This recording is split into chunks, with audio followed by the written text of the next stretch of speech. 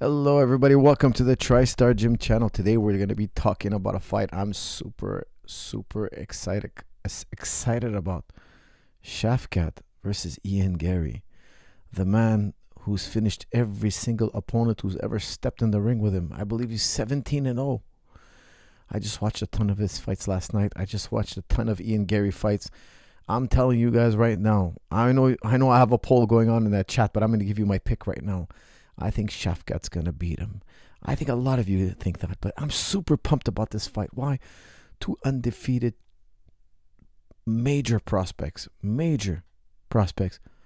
going at it. And this is a 5-round co-main event. ShavKat, I've been watching him. I'm wondering what's so special about this guy. Why does everybody keep tapping or getting knocked out by this guy? What's so special about him? And I'll tell you, after watching his fight, it's kind of obvious. He has a relentless pressure. The man is an animal. He doesn't have the best defense, but when he gets hit, he moves forward. Yes, I've seen him even get dropped. He gets up like a zombie, walks forward. He has an incredible robustness and resilience. Now, his defense is good. It's just not great. He gets hit. He gets tagged. He gets pushed around. He gets even taken down. He bounces back up and marches forward. His relentless pressure, I think, is going to be way too much with him. I watch also, they had a mutual opponent in Jeff Neal. And Jeff Neal did a good job in both fights. I mean, he's a very tough competitor, very elite guy, but they were both able to beat him. However, ShavKat obviously finished him with a standing choke. It was a seesaw battle. It was back and forth. Jeff Neal had some very good moments, even though you can kind of tell that ShavKat was wearing on him for a very long time. You can't deny that Jeff Neal got in some good shots, some heavy shots. He even stunned ShavKat at one point. With Ian, though, Jeff Neal with Ian, when Ian was fighting Jeff Neal, you could see that he was never anywhere near really finishing Jeff Neal, even though he landed some very nice knees. He tagged Jeff Neal with hard shots. He just doesn't seem to have the same finishing ability as a ShavKat. ShavKat's finishing ability is incredible. For Garry to win this fight, I think he'd have to stay on the outside for quite a long time, pick and poke, stick and move. And we saw that even Wonderboy wasn't able to do that against ShavKat. Wonderboy was not able to do that. Wonderboy had a pretty good first round. First round was very close. I didn't know who to give it to. I thought it was so close, so tight. Yes, ShavKat controlled a lot of the clinching on the fence. Wonderboy was on the fence for quite a bit, but Wonderboy landed the better strikes. It was one of those very difficult to call rounds. By round 2, he just started breaking Wonderboy, bringing him down, wearing him out, and then eventually tapped him out with just like 4 seconds left. 4 seconds left in round 2. He was able to do what no man has ever done before. He was able to submit Stephen Wonderboy Thompson, a man who's been training his entire life. I think he's going to sub Garry. If he can do that to Jeff Neal and Stephen Wonderboy Thompson, two elite strikers who are not easy to finish, two guys who are incredibly robust, highly experienced, I think he's going to run down, chop down, wrestle down Garry eventually. Garry's tall. We all know he's tall. We all know he's going to try to keep it on the outside. We all know he's going to try to pick and poke, stick and move. He's going to throw those knees. Those are hard knees. Those are dangerous knees, and it is very possible. It's not impossible, guys, that Garry finishes his fight with a KO. He has a KO win over Rodriguez. Head kick. Other than that, I think he has one other finish in the UFC. Actually, let me look at that again. He doesn't have that much finishing, okay, but he is a hard hitter. He's a tough guy, but his finishing ability is nowhere near that of ShavKat. And we're talking about a fight of 5 rounds. He'd have to be picking and poking, sticking and moving for 5 rounds against ShavKat. It's going to be a very difficult thing to do. With Michael Page, he had a unanimous decision, even though it was a very close fight. I did also give it to Garry, but if you watch that fight, it was quite close. He beat Jeff Neal by split decision, Neil Magny by unanimous decision, Daniel Rodriguez by KO, head kick. He beat Keenan Song with the punches in round 3. He got tagged bad by Song. He got dropped by Song in round 1 and came back to beat him. Song just wasn't really active, and eventually Ian was able to put him away. Decision versus Gabe Green. Darian Weeks with decision. Jordan Williams. This is his first fight in UFC. Jordan Williams, he had a first round Oh, yeah, that's right. He slid back with that right hand. Boom, beautiful shot. He slid back with the right hand, caught Jordan Williams and KO'd him with 1 second left in round 1. So look, he's got 2 finishes in UFC out of 8 fights. He's a tough guy, but I don't think he has anywhere near the finishing ability of a ShavKat. Guys, I'm picking ShavKat for this one. I'm looking at the polls right now. 70% so far are saying ShavKat by finish. Guys, don't forget, this is a 5-rounder. ShavKat gets 10 extra minutes. For those of you who don't know, these two have sparred together. They've trained together. So they know each other well. It's a very interesting fight. I can't wait to see how that plays out. Guys, don't forget, use promo code HOLIDAY55 off. HOLIDAY55 off and get 55% off anything on jujiclub.com. That's extra 5% for the holidays, guys. I'm giving you 5 extra percent. Use HOLIDAY50 off. It's a limited time offer only. And don't forget, guys, I just released today, just now, half guard. Okay, so those of you asking me about half guard. It's not knee shield, it's half guard. I'm teaching you guys half guard, the bottom game. Came out really, really well. I'm sure you guys will use it for many, many years. Check out my new half guard video on jujiclub.com. Use HOLIDAY55 off. It's on the bottom of your screen. It's in the description, and get 55% off anything on jujiclub.com. Okay, guys, I'm taking questions and comments on this fight only, and then we're going to wrap it up. I'm not going to do this fight for too long, because I think we're all pretty much convinced that ShavKat's going to get a finish in this fight. 70% is saying ShavKat's going to be 18. He's going to be 18-0 with another finish. Why am I so excited about this fight? Because I think Ian Garry is going to be a tough challenge. I'm really excited about this fight. I'm more excited about this fight than the main event. Why? I think it's going to be a battle. It's going to be a real battle, guys. This ain't going to be an easy fight, but still, I'm super confident that ShavKat's going to win. But this one's going to be a barn burner. I can't wait to see it. Hello, Coach. It's AJ. I trained at your gym this weekend. Thank you for the photo. That's from AJ Paul Gill. Well, AJ, you're welcome, my man. Thank you for coming in. Actually made it to one of these this time. That's from Shafiq. Salam alaikum, Shafiq. Welcome to the chat. We're talking about the fight. ShavKat leaves his chin up. There's to get tagged. That's from William Anderson. Look, I totally agree. He's hittable. He's very hittable. He's even been dropped. Jeff Neal actually tagged him really well. He takes it, man. He's so tough. But he does get hit. He does. You're right. He doesn't have the best defense. One day it's going to catch up to him. One day we're going to maybe watch ShavKat get stopped or really badly hurt or lose a fight. I just don't think it's this one. I just don't think it's Ian Garry. It could be. Ian Garry has long limbs. He has good footwork. He can grapple. He can wrestle. He's getting much better with the wrestling and the grappling. But I don't think it's anywhere near what ShavKat can do. ShavKat has no head movement. That's from Jonathan. You noticed that too, Jonathan. You're right. He doesn't move his head. There's a lot of improvement for ShavKat. I'm telling you, there's a lot. A good trainer can take ShavKat even further than he's gone so far. He's a very, obviously he's an incredible talent. However, there's still a lot of polishing to do. Definitely. Steven was never subbed. That's from Ancient Aryan. Well, he was in that fight. He was never subbed prior to the ShavKat fight. But in the ShavKat fight with 1 second left in round number 2, he did tap. ShavKat is bringing a grapple-heavy game plan. That's from Rest the Reaper. I'm sure he is. And you know what? He has an arsenal of submissions. He doesn't just do the same submission over and over again. He's actually has a guillotine submission victory. He has, rear naked choke. What else does he have? Let me see here.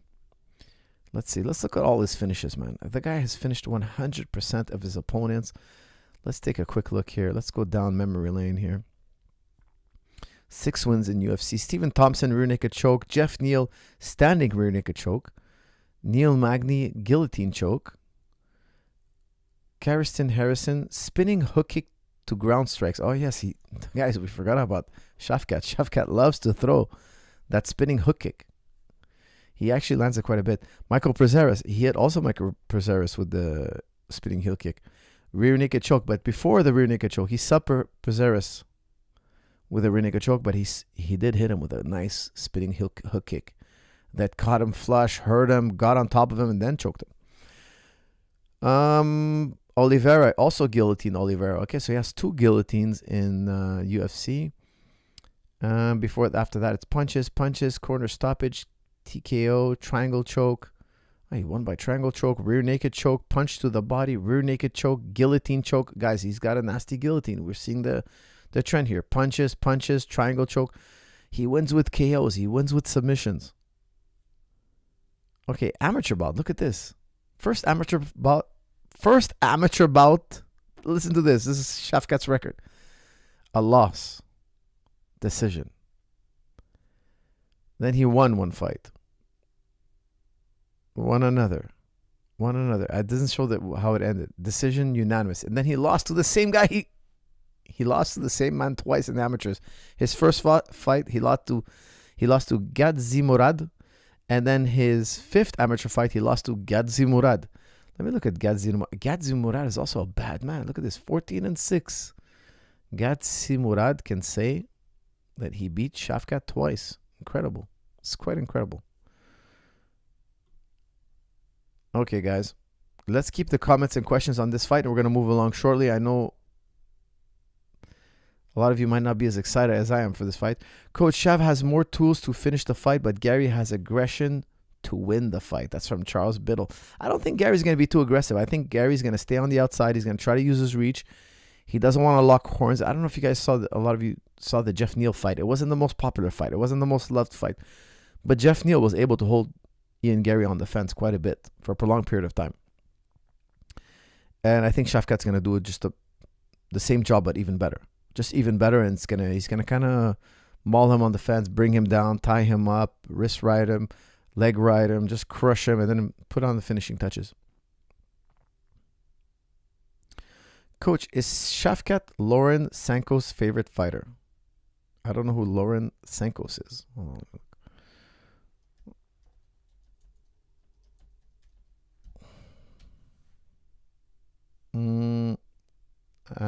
Lauren Sankos. Yeah, she works for UFC. I don't know. You'd have to ask her. Oh, she's a commentator. That's right. Yes. I don't know if she's her favorite fighter. You're going to have to ask. Happy Thanksgiving to you all. Enjoy. That's from Rock Bluster. Is it Thanksgiving? It's Thanksgiving now in America. We had our Thanksgiving. We have it a month earlier in Canada.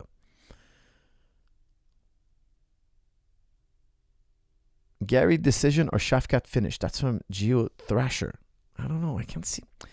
Look, he could win. Ian Garry could. It's always a chance, but I don't see him winning even decision. I just don't see it.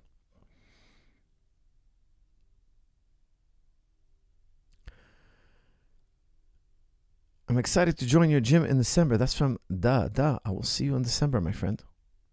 ShavKat would destroy him in the clinch. That's from Blur. Destroy might be a bit of a strong word. I think he'll wear him down slowly, and then eventually put on the finishing touches. But it's not going to be that easy. It's not going to be like, I got you up against the fence, crunch, you're on the ground, and I'm crippling you. No, it's not going to be that easy. It's going to be work, guys. Ian Garry's a tough man. What's his record now? He's like 14, 15 fights. Let me see here. He's like 8 wins in a row. Let me see that.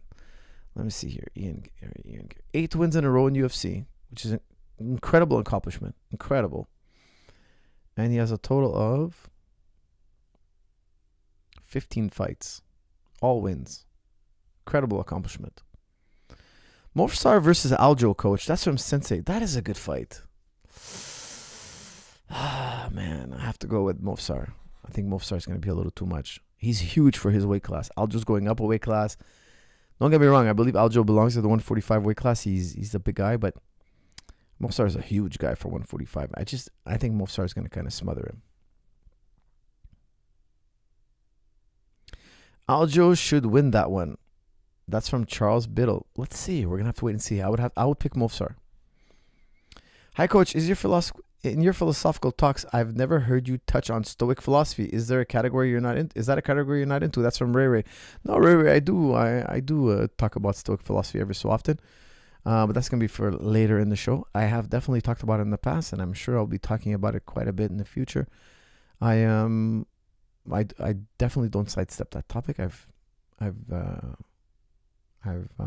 studied Stoic philosophy for quite a while, so it's not a topic I dislike or anything like that.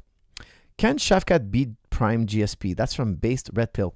Honestly, no. I was watching that fight. I was asking myself that. Honestly, I was asking myself that. I think George would have pieced him up with the jab. Guys, I'm just being totally honest here. ShavKat is good. He's really, really good. But I don't know if he can get past George's jab. And taking George down and submitting George, that would have been a tall order. I think he would have walked into George's double legs because he's so aggressive coming forward. I think he would have got double leg put on his back. And it would be really tough for him to survive George's top game. I just think George was another level, just another level. So I did ask myself when I was going over his fights. They just published all his fights, and I was just watching them. I watched like I don't know how many hours of fights. They were watching. I was watching Ian Garry and ShavKat. They released a video where they play all their fights one after another. So they play a ShavKat fight, then a Garry fight, then a ShavKat fight, then a Garry fight. And I got to tell you, they're not in their prime. They're coming up. They're really, really good. They're superstars, definitely. But George would have beat them both, I think.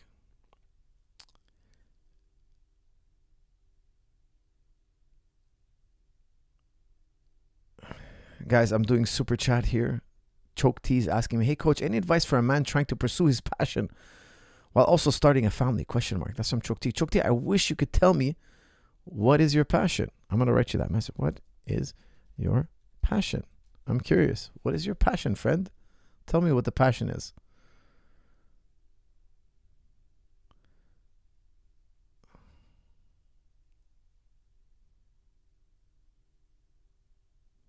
The inventor of Stoicism had his wife cheat on him and did nothing about it. Disgusting. That's from Dai. No, he didn't.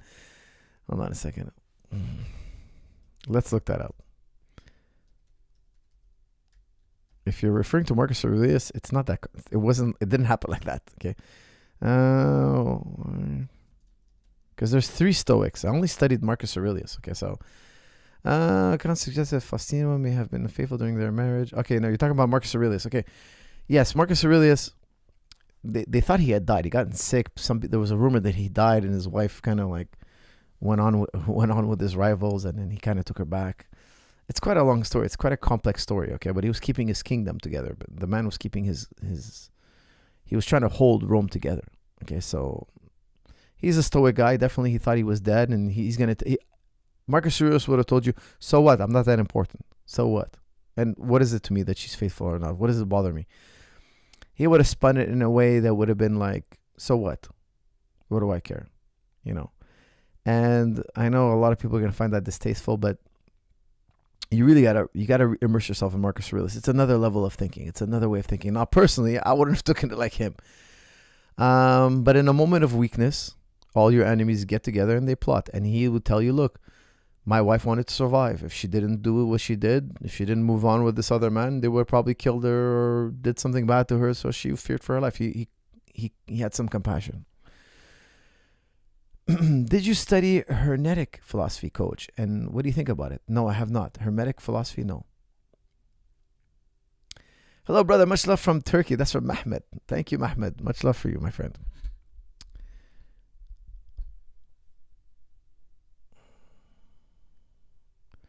Did you review the sparring footage of Ian versus ShavKat? That's from Mises.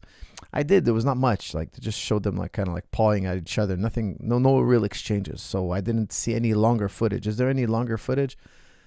Maybe let me double check here. Because what I saw was like a short clip, like very short, just a few seconds.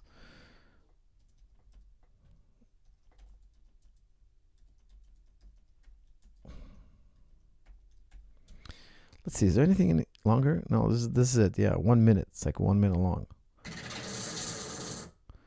Let's see here. Oh, this is another video. Yeah, but they kind of like just touch sparring, you know? They're not sparring too hard. They're kind of like having a friendly spar. There's Ian Garry throwing the long knees. Okay, I didn't see this footage. This is better footage. What I saw was the short. And look, Ian Garry, I think, is technically better. Like, striking wise. Like, he's cleaner. He's in and out. It's not going to be an easy fight, guys. This is going to be a very, very hard fight. I just think ShavKat is such a beast. He hits hard. He can take shots. His pressure, his cardio. It's going to be very impressive. I just don't think people are giving Ian the respect. Ian's going to put up a good fight. It's going to be a very difficult fight.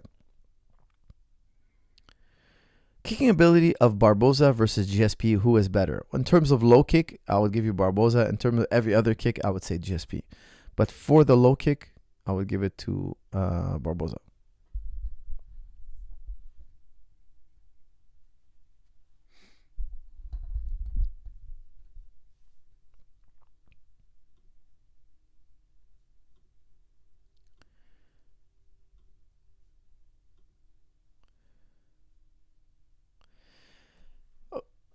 It's funny how people leave religion and go for stoicism, but realize stoicism is a religion where God is nature, according to at Let's Talk Religion. That's from Hassan. Well, it's more complicated than that. Okay, it's more Look, there are different type of thinkers. The Stoics were not. They were not trying to understand the reality of the world. They were all about narratives. Okay, it sounds like they are. It sounds like they're always trying to talk about like how the world works and everything like that and how they see. But they're not trying to understand truth with a capital T. They're always trying to kind of flip the narrative into something positive, something good. You fall down, you break your leg, he's going to tell you something positive about it. Like that's what stoicism is. Nothing bothers me. I have to convince my mind that nothing bothers me. Everything is as it's supposed to be. Then they talk about nature. You're right, they talk about nature. But the problem was they never went further than that, because nature is an emergent phenomenon. It's not something literal in the world. There is nothing in the world out there that is nature. Nature is just a concept in our heads. Okay, so it's quite a complex topic. I've talked about it in the past. I'll talk about it again in the future, I'm sure. But I don't think the Stoics understood that. Okay, it took some very special philosophers to figure that out later. But at the time, in the time of Stoics philosophy, nobody had understood what exactly emergence was. Don't forget, the Stoics were before the Muslim thinkers. They were before the Enlightenment period. So they never really understood what we call emergence or projection of the mind. So nature is just a projection and an emergence. It's just an emergent property. Even today's physicists don't understand that. They always talk about nature. Where is this thing you call nature? What is it? Nature is just another word for magic. Why don't you just say the word magic? By magic. Oh, that's just a natural phenomenon. What does it mean, the natural phenomenon? Why don't you just say that's just a magical phenomenon? Why don't you just use the word magic? Why do you use the word nature? What does nature appeal? Is there a force out there? Is there something out there that's moving things, and that thing is called nature? It's not.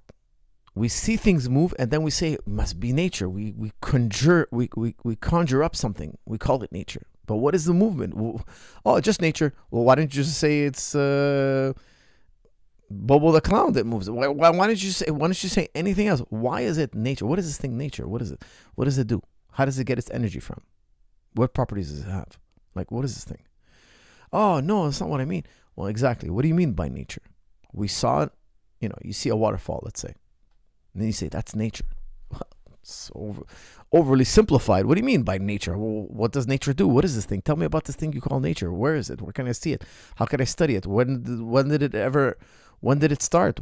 How was it created? What's its purpose? What are you talking about? They have no answer. They're like, oh, no, it's just nature, man. It's just nature. Why don't you just call it magic then? Why do we just call it magic? Why don't we just get another word for it? Nature is an emergent property. I've talked about this in the past. I don't know if I want to get into it now. Maybe later in the video. What do you think about Garry's jiu-jitsu against MVP? What level do you think he's at on the ground? That's from Raleigh Polly. It's really difficult to say, but he did an Ashigurami slide. So he was like in a double leg and he slid it back, if I remember correctly. So he was going for a leg lock. He didn't get it. MVP pulled out, but he had a good attempt. That's pretty good. I mean, to do a Ashi slide in an MMA fight, that's quite good. That's very, very good. Okay, guys, let's leave all the philosophy questions for after the fight analysis. Okay, I won't stay on this one for too long. How to stay motivated when nothing goes your way. Okay, guys, let's move on. I'll still do questions on the fight here and there, but let's move on. I see all the questions. All the questions are all like philosophical or life questions. Let's do it, okay? Let's do it. All right. I'm opening it up to Ask Me Anything. What was the question? Guys, I'm always doing super chats and non-super chats. Okay, so don't get discouraged if you're not doing super chats. I'm going to be reading questions as well from there. How to stay motivated when nothing goes your way? That's from S16. That's when you need that stoic philosophy. You always got to find the good. There's a light out at the end of the tunnel. There's something positive in your situation. There's always something positive. There's always a silver lining. There's always a way to reframe your thinking. Okay, so it's all about narratives. Like we were talking about stoic philosophy earlier. It's all about narrative. So for instance, let's say somebody tells me, oh, the rich get richer. The rich get richer. It's all rigged, man. The whole game is rigged. You know, you got to borrow money at interest. Then you got to go in the market. You got to pay taxes on the money you make. Then you got to pay taxes on everything you buy. And then you got to pay taxes on the money you made. And taxes. And like, it's all rigged, man. We'll never get rich. Like a stoic philosopher will tell you, that's really like a defeatist type attitude. You have a defeatist type attitude. You look at the game, you look at the world around you, you're like, I can't win. A stoic would say, well, you know, I'm going to learn everything there is to know about money. He would take it as, I'm not understanding how to win. It's winnable. A stoic philosopher will always think there's something positive. There's a way to be successful. So he's thinking, if I think it's rigged, it's because I don't understand it well enough. There's no game is ever perfectly rigged. No system is ever so perfectly 100% rigged. There's got to be a flaw. There's always a crack. There's always a way in. There's always a way out. There's always a new way of thinking. There's always a revolutionary new move. That's like you're watching a chess game and you see the situation is dire. The stoic philosophers will be like, oh, if I just figure out one of these genius moves, that he already believes that genius moves exist. He believes it. He doesn't know which one it is, maybe not, but he believes it's out there. Just the fact that he believes there's a genius move that can turn the tables in the game, he'll be looking for it, where you're not. You're thinking, oh, I lost my queen, I lost my rook, I'm cooked. I'm done. There's no way to win. All these intrusive, all these negative thoughts, they're blinding you from maybe seeing, I'm not saying it's 100% sure, a possibly genius move right in front of you. So a stoic will always give himself a narrative. A narrative is a story you tell yourself that's very empowering. So he's always going to be like, well, if I find a genius move, I can turn things around. And he's looking for a genius move. And guess what? If you're looking for a genius move when you're in a bad spot in a chess game, you might find it. And you might win just because you thought of it. I'm telling you, I love to play chess. I'm not a good chess player, and sometimes I'm playing chess and I'm in a bad position. I'm like, man, I really need one of those genius moves. I hope it's, I believe they exist, right? I really hope it pops up sooner or later. And then once in a while, not always, but once in a while, I'll find a really good move that I thought I was losing, and all of a sudden I'm in this great position. It's like that in fighting. It's like that in everything in life. But the person who's always looking for it, always looking for the positive, always looking for the most empowering narrative, they're more likely to find it.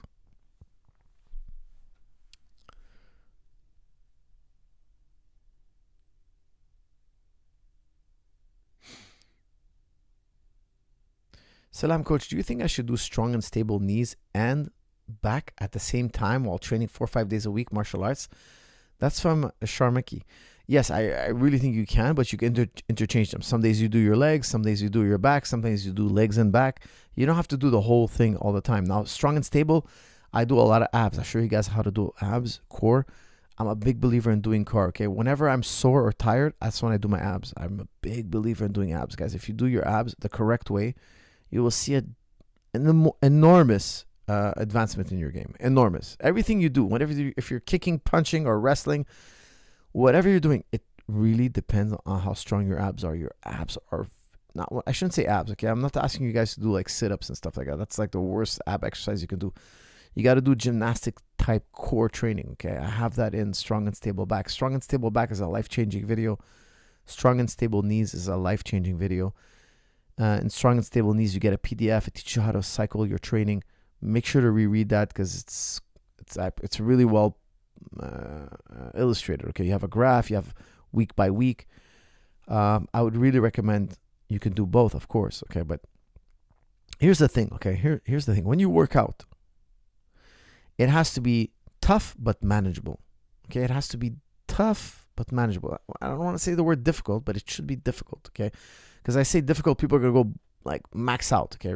Remember, we're always working within a margin of safety.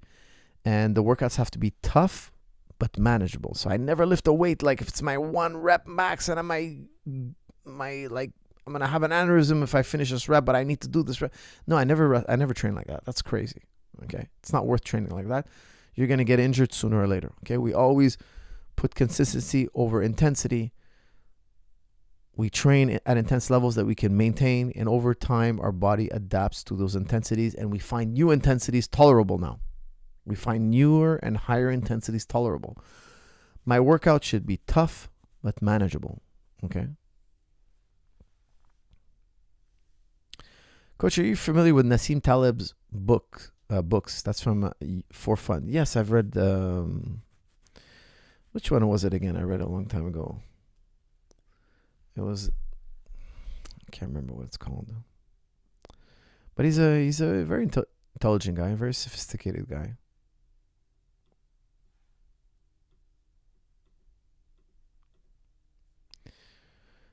All right, the good old chat room lagging again.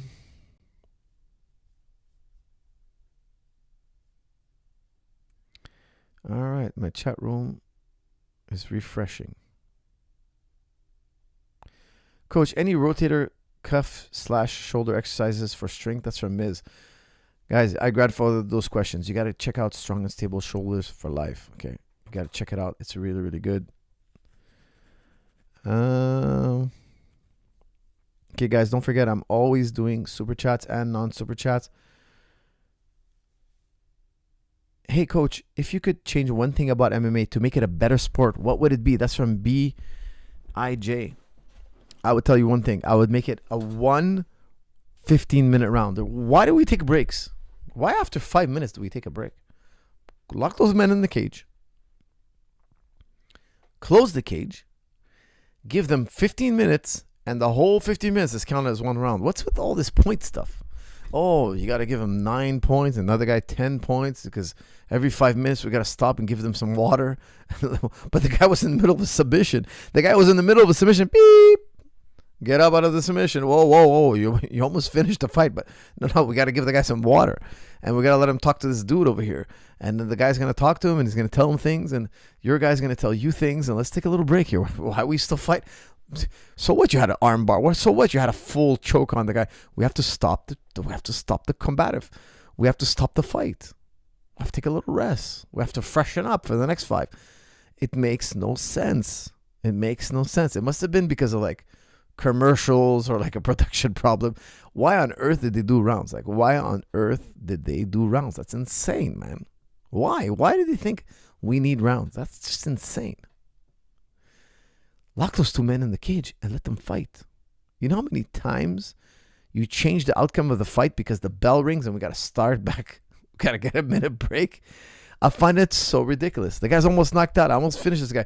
Beep, give him a break. Why'd you stop the action? The guy's got to get some water. He's got to sit down, take a little break. Why is he taking a break? We're in a fight here. Makes no sense. Now, look, if you're so in love with your rounds, okay, fine. Just take away the point system. Just make it 1 round. The whole fight is 1 round. There's 3 parts to the fight. Just watch the whole 3 fights and tell me who you think got the better of the other guy. Pride used to do that. I loved it. Pride had 1 10-minute round, which I thought was brilliant, and then 1 5-minute round. That was better than stopping the fight every 5 minutes. As the guys are cooking, you're stopping the fight. You're killing the flow of the fight. One guy's in trouble, and that's why you saw a lot more submissions in Pride. Because think about it. If I take you down, I got in 2 minutes, I got 8 minutes to work. I got 8 minutes to develop because it's a 10-minute round. But if I take you down in 2 minutes in a modern MMA fight, I only got 3 minutes. All you got to do is hang on for 3 minutes. Like, that's not a lot of time for me in jiu-jitsu.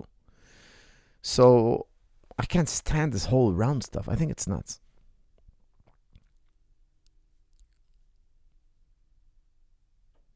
What do you think of Izzy at the current moment? That's from Filma Wang. I think Izzy's got to figure out what happened with the DDP fight. He's got to figure that out. He's going to come back. And that was a tough loss. I mean, the fight was competitive, but it was just a tough loss. He's got to figure out DDP. If he wants to be champion again, he's got to figure out that, man. And there's more dangers. There's a lot of dangers in that division, but I just feel DDP beats him again. You know, I picked DDP the first time. If they have a rematch, I think I pick DDP again.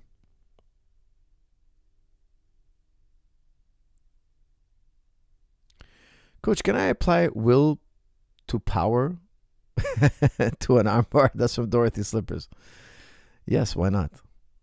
No, the will to power, my friend, is a complex philosophical thought. No, you cannot apply it in an armbar. Coach, would a stoic society rebel against a tyrant? That's from Charles Biddle. That's a good question. Ultimately, yes. I think they would flip the narrative once in a while. Then eventually they get fed up and rebel. They'd see the positivity in rebelling. Jingy Zhang. Coach, do you think Garry will bring some secret weapons since he trained with Maya and Shootbox? ShavKat's most takedowns are from the clinch, not strong double legs from distance. That's some Jinky. Yes, Ian Garry's training with Damian Maya, so Damian Maya, guys, he's very good in the clinch. He is very good in the clinch. He pioneered a clinch fence wrestling on the... He pioneered a lot of moves we use today because he trained with a lot of judokas and wrestlers, and then he kind of pioneered a hybrid between shooting on his knees, climbing up to the waist, putting guys up against the fence, body locking them, and going to Kosotogakis. He was revolutionizing the system. He was getting takedowns in ways that weren't... We would see them every so often, but they were not as systematic as the way he did it. He really refined the game. We copied him. We all looked at him. We all watched him. All the coaches, we were like, well, this guy's doing something different. He's doing something very intelligent. And we blended into our game. And he influenced the fence wrestling immensely. So that's a great outlook, Jinky Zhang. That's a really, really, really good observation. I still don't think it stops ShavKat. I think he's a much better wrestler than Ian Garry. Ian Garry's tough. He's going to be tough on the feet for ShavKat, but he's got to close the distance. He's got to lock up horn. He's got to lock horns with Ian Garry. I think he's going to outwork Garry in the clinch. It's just, you can't make up that ground. I think there's just too many years of ShavKat's experience, you know, in terms of wrestling up on the fence. I don't think Ian's going to be able to stop him.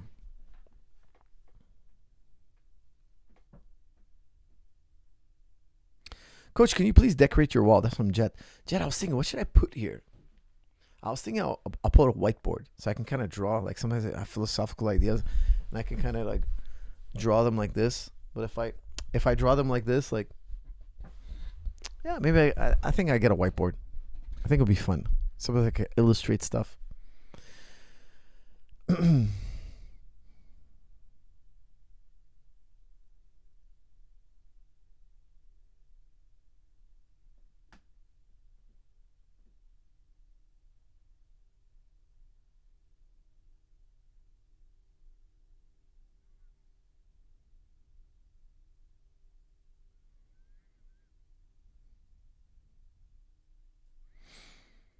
All right, guys, let me see here.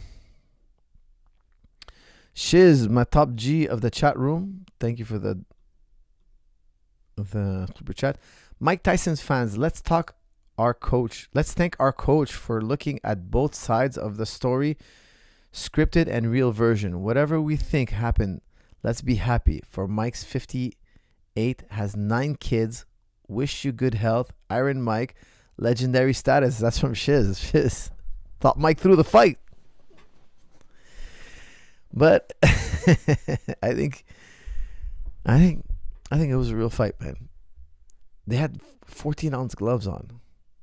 The man's 58 years old. Was he 58? Yeah, 58 years old. 14-ounce gloves. 8 rounds. That was a good call.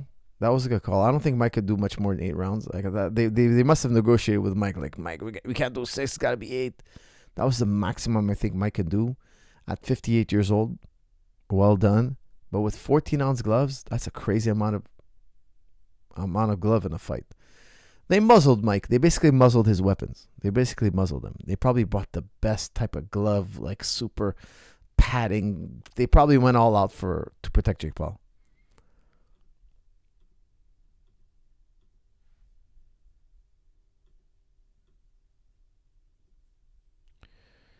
Okay, Mr. Shiz, thank you for that comment.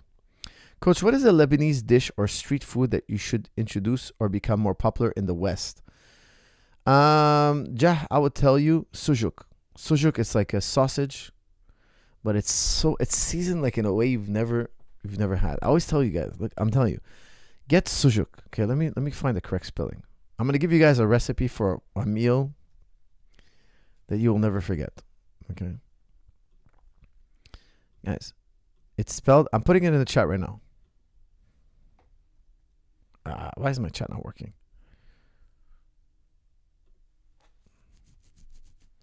I'm putting it in the chat right now. Okay, how do you spell sujuk? Let me tell you how to spell sujuk. For some reason now my chat won't let me type. Are you kidding me? No.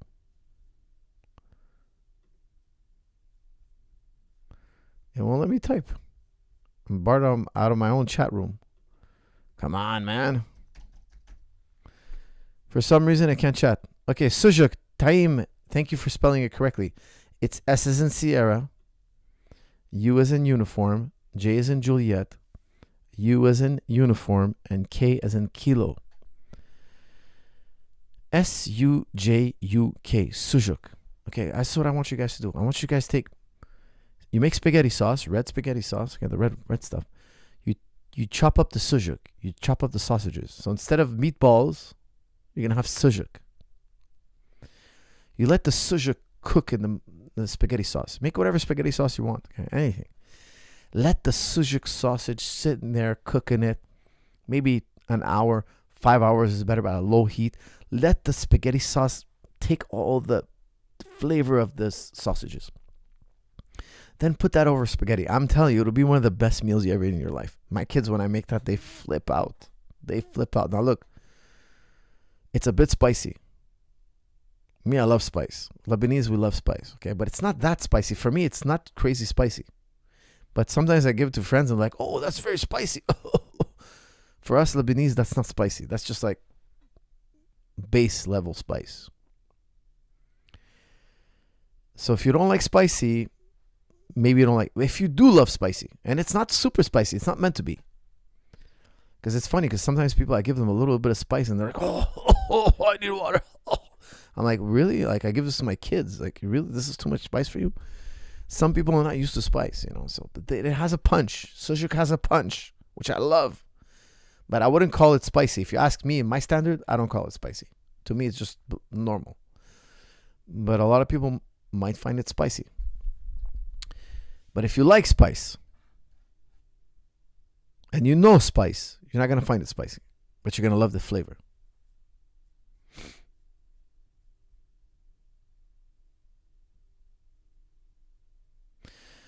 Hey, Coach, any recommendation for the English translation of the Quran and what to read after that? Thank you. Oh, let me tell you which one I like. Let me tell you which one I listen to. As the one, I forget the author's name. Not the author, excuse me. The translator's name is this one here.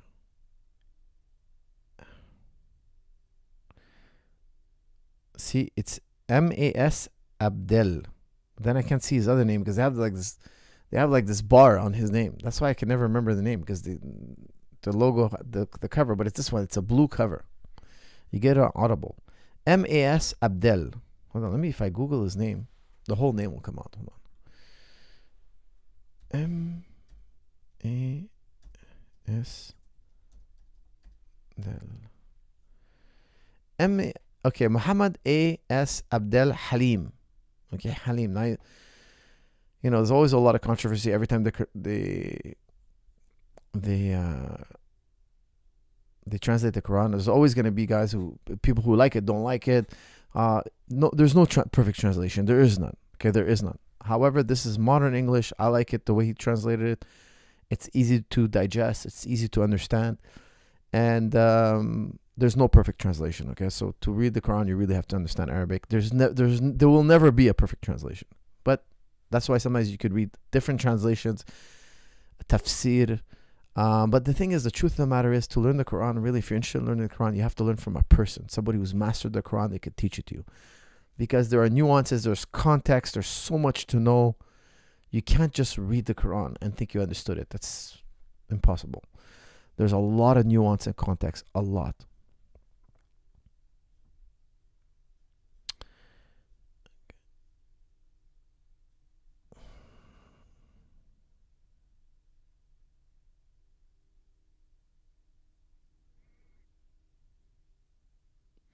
Do you think the chances of Conor coming back is now at 0? That's from Lahmi. Lahmi must be saying that because he's in a court case right now. He lost a court case for the grape word we're not going to say on the chat in the chat room here.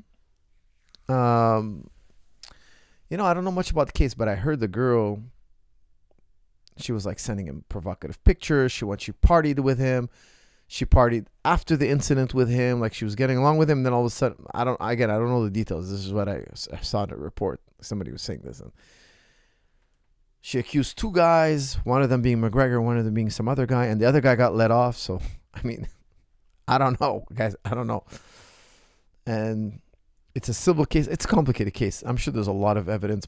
I'm sure there's a lot to know about this case, which I don't know any of it. But the thing is, famous people sometimes get accused for things they didn't do. And you guys know McGregor's not my favorite guy. Okay, you guys know this. I'm not trying to defend the man. I don't know the man personally, but me and him have had our, whatever. We're not best friends. Let's just say that we're not best friends.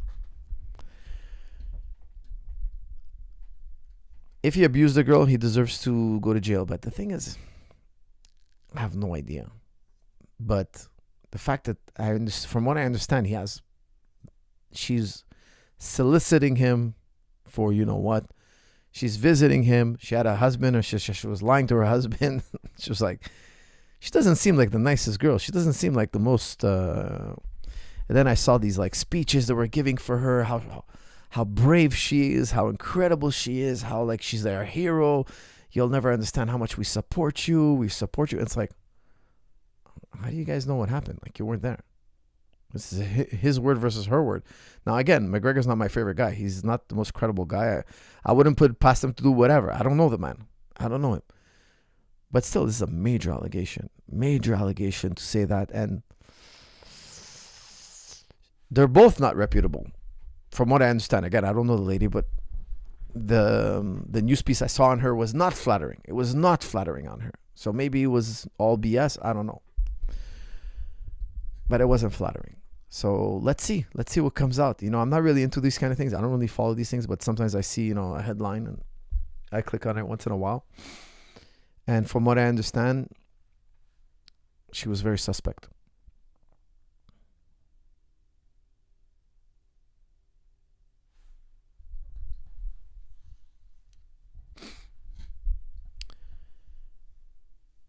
Coach, we all know Montreal is the best city in the world. Do you think it could be made better if the federal and provincial government weren't submitting us with rear naked chokes? That's from Dorothy. Is Montreal the best city ever? Well, it's home for me. I love it, of course. I love Montreal, but there's a lot of other beautiful cities out there. But Montreal is definitely one of the best places in the world. If you haven't visited Montreal in your life, you must come and visit Montreal. Montreal is unlike any other city in Canada. Why? We're more European. We speak French. On parle français. The rest of Canada, nobody speaks French. Like, Canada's bilingual, right? Officially. But we're only bilingual in one place in the entire of Canada. The entirety of Canada just speaks English, except le Québec. Ici, on parle français. Et oui, aussi, on parle en anglais. Here we speak French. And yes, we speak English too. And our lifestyle is much more European. So if you don't have a ticket to go to Europe, come visit Montreal. You're going to feel like you're in Europe.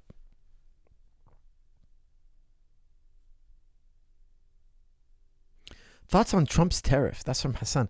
Hassan, I'm not sure. I'm not sure about tariffs. I think, I'm seeing headlines, it's going to hurt small businesses in Canada. It's going to cost more for Canadians. I don't know. Honestly, I'm not well versed in this. I'll have to look it up. I'm actually interested. I clicked on a video today. It was talking about tariffs.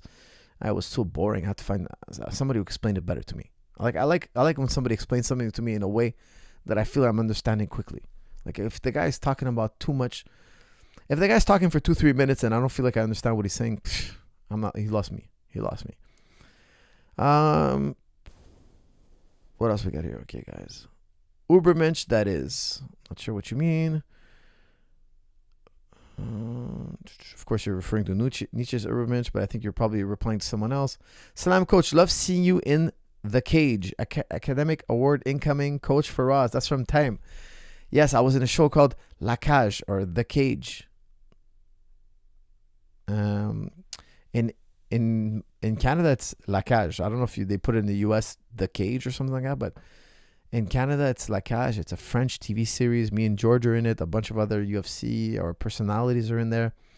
We shot it last year. It was real fun. I thought it was really cool.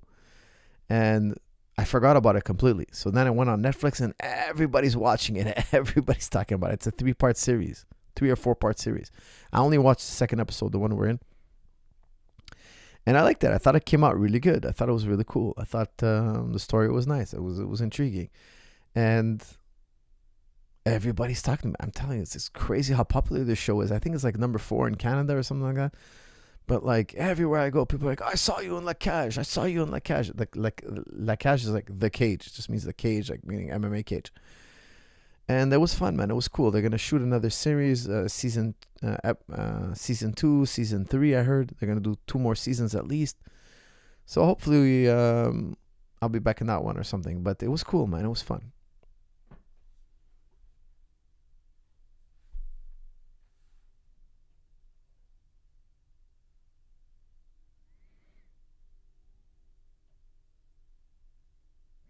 Hey, Coach, what do you think about a society that regulates or outlaws the hoarding of money? Would this end most crime and corruption? That's from Charles Biddle. If you have $1 billion, should you be allowed to go and make another billion and then a third billion and a fourth billion and a fifth billion and a 10th?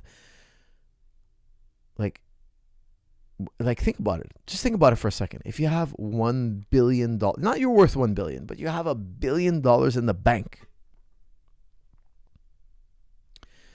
$1 billion. What's the difference if you have 100 million or $1 billion? Is there anything you can't buy? Let's say I have 100 million and you have 1 billion. And we're like, hey, let's meet over here to have dinner. Wherever you name, any city you name in the world. I got 100 million, you got $1 billion. I can meet you there. It doesn't matter. Doesn't matter. Our wealth discrepancy doesn't really change anything. Now, it can change in terms of influencing politics, influencing a rich people, because you could bribe more politicians than I can. In that sense, yes. So some people make an argument that if you become so rich, you can influence policy, etc., government, etc. That should be limited because we don't want rich people getting what they want from our governments. And our governments, we know they're always going to bow down to the richest man. I think there's arguments on both ends. I haven't really thought a bit too much about capping the rich. But if I was a billionaire, I'm telling you, if I was a billionaire, I would reach out to every other billionaire out there. You know, because they must have like a prestige among them, you know, because they're billionaires. They have something in common. Oh, you're a billionaire. You're one of the few like us. You know, you understand my problems. I got billionaire problems. You got billionaire problems. I would honestly, I'd reach out to every billionaire and I would do it voluntarily. I'd be like, guys, let's give up some money. Let's give up some money. Let's solve these problems. Let's forget the government. These guys are never going to do it. Why don't we get together, make a team of like 50 billionaires? I would honestly try to unite them. And maybe we all give, I don't know, 500 million, $1 billion. What does it change to our lives? What does it change? We're going to have the same mansion. We're going to have the same helicopters. We're going to have the same properties. Think about how much money you make just holding properties that billionaires have. What does it change in their life? I would convince them all. I would go and solicit them all. Like I would fix like some major ailment in the world. I don't know what it is. I would figure it out. I would sit down and think about it. I would think about it a lot. And I'd be like, let's just get rid of this horrible thing. I don't know. Maybe it's the healthcare system. Maybe it's something. I would want like 100 years of healthcare for humanity. Something crazy. I would make something crazy. But look, I'm nowhere near that wealth. And there are people with that amount of wealth. Like they're literally billionaires. They own banks. They own properties.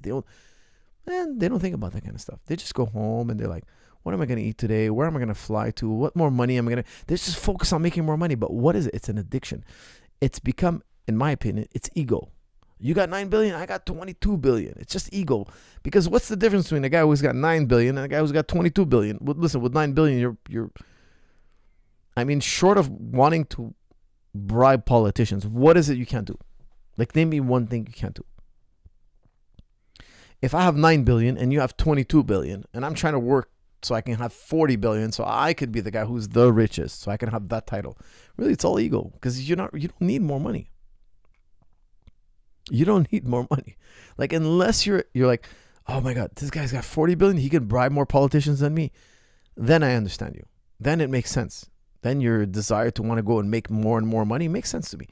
But outside of that, what's the point? What's the point of getting up and like, oh no, I gotta make some budget cuts because I gotta save more money. Dude, you got 9 billion in the bank. It's just insane.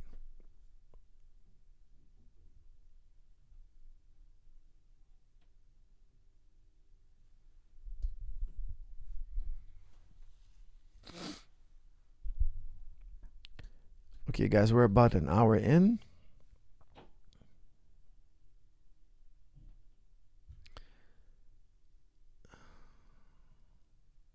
S as in Sierra. That's correct, F.A. What did I say? Did I say something else? I'm pretty sure I said S as in Sierra. I hope it did.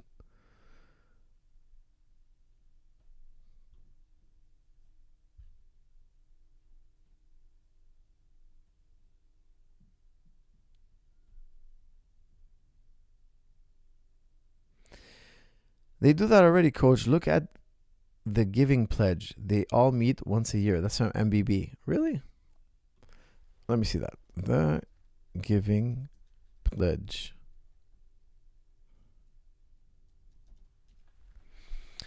The Giving Pledge. The Giving Pledge is a charitable campaign founded by Bill Gates and Warren Buffett to encourage wealthy people to contribute the majority of their wealth to philanthropic causes. Okay, that's good. That's great, man. 236 signatures from 28 countries. That's it. That's all there is. 236. Well, I guess it's a start.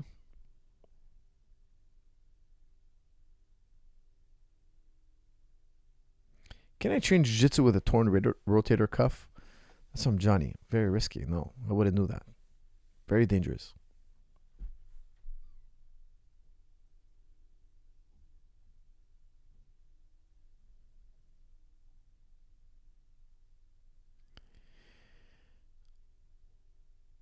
Top 3 greatest raw talents you've ever coached. That's from Sergey. Wow, that's a tough question, Sergey. Well, George St. Pierre for sure. Raw talents? I work with John Jones. I mean, that was an incredibly raw talent. It was incredible. Just incredible. There was a man by the name of Alcid Deshane. Okay. He was a blue belt before, when I was a white belt. And let me tell you something. He used to beat the daylights out of me and George. Just crush us. And as me and George matured, he was still a handful. Okay, he would he wouldn't train full time. He had another sport. He used to be a rugby player. He would fight and kind of take a break. You know, he wasn't as serious as us. But man, what an athlete! This man could have been world champion in UFC, no doubt. He was hard hitting, incredibly strong on the mat, like a hard hitter, but also very strong. When you locked horns with the man, he's incredibly strong, tenacious, had a heart of a pit bull. He was very tough. You could hit him with a hammer. He would fight to the bitter end. A very, very tough and game fighter. He just wasn't in love with fighting as much as he was with rugby, which was crazy because he would play rugby and get injured all the time. And I was like, stop playing rugby, man. That's insane. You're a talented fighter. You could be one of the best fighters in the world. Why are you playing this game, rugby? I don't think you're ever going to make it in rugby. You're not the biggest guy, you know.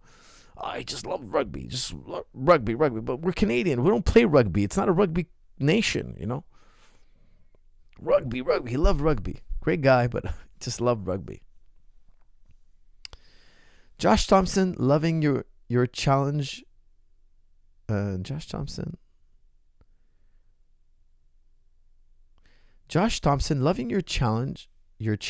You're on. If my brother gets tired and fails to submit DDP, reply to my comment you've been avoiding. You feel the pressure, baby. Remember, you're dealing with a true fight fan, not just casuals. That's from Shiz. Shiz, what are you trying to say, man? That wasn't very clear. Josh Thompson, loving your challenge. You're on. Okay, so Josh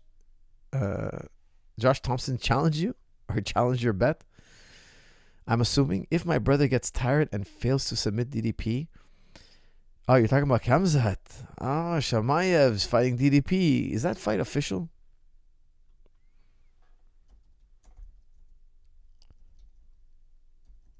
Let's see. Is that fight official? It's not official.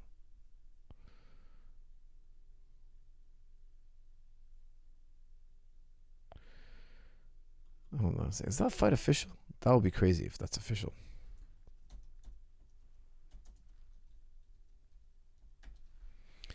All right, let me just see here. No, it's not official. It's not official.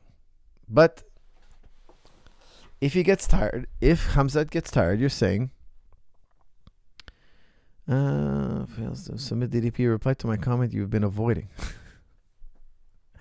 Is Josh Thompson avoiding your comments, Shiz? Incredible. Coach, you missed my super chat. ICJ said there is not a genocide in Gaza. ICJ, let's see if they said that. Hold on.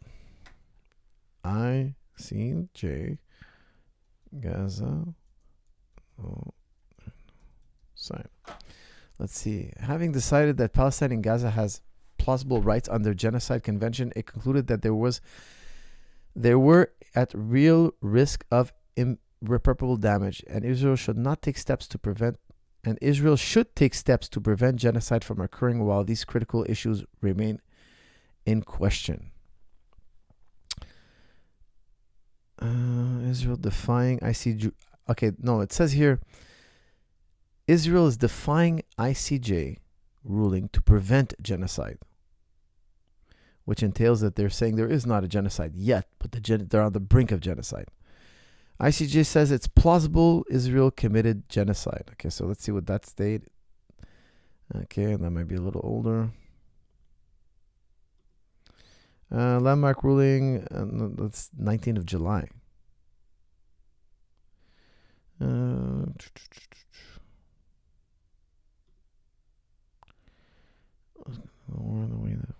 Commissions of genocide, among other things. ICJ ordered Israel to ensure with immediate effect that its military does not commit genocide. That's February 8th. That's old. What's the newest one? This is BBC. I mean, goodness gracious.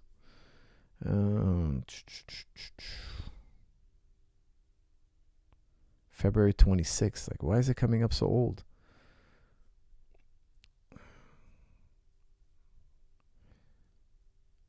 ICJ.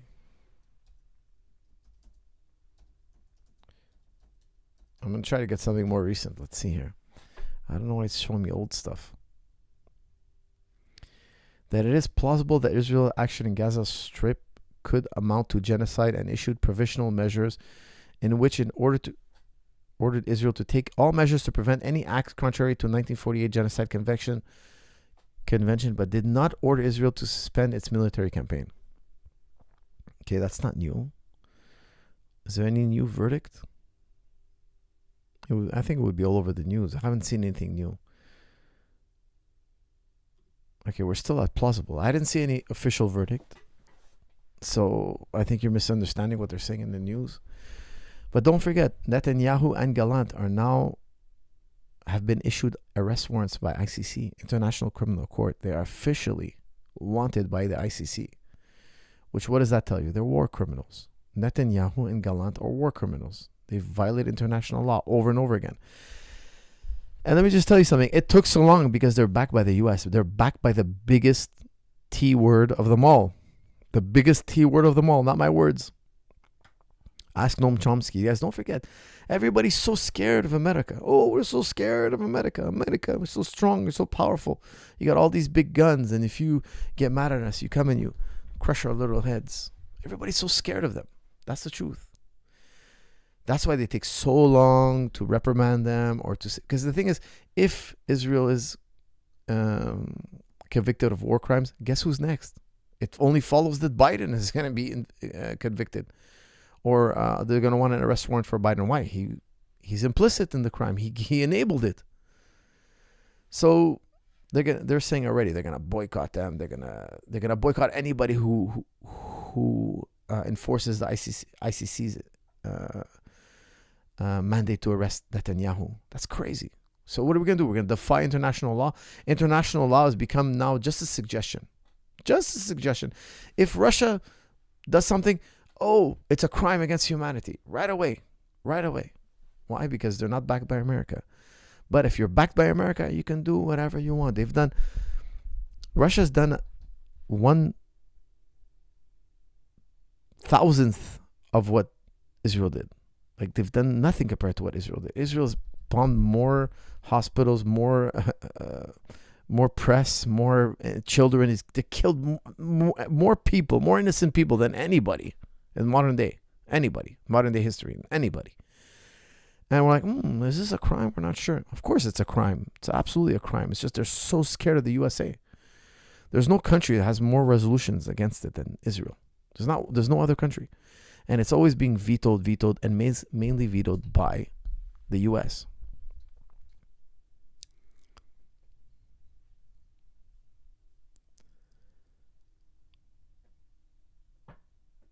Have you ever been in Turkey? No, I have never been in Turkey, but I really wish to go there one day. I would love to visit Turkey. Definitely a place I want to go. Sufi Mir, could you release a wall wrestling video on Juji, especially defense against the wall? I'll buy it without using promo code. I might fight Kamzat. That's from Sufi. Sufi, you're a funny man. You're a gentleman and a scholar. Thank you. I will definitely. Those videos are coming. Believe me. I'm going to be shooting. The next one is going to be passing the half guard, like attacking half guard. And then maybe a wall wrestling video. We'll see. Thompson's own words. If Kamzat gets tired in rounds 2, 3, 4, 5, Josh promised he will find all the Kamzat supporters in the comments and remind us.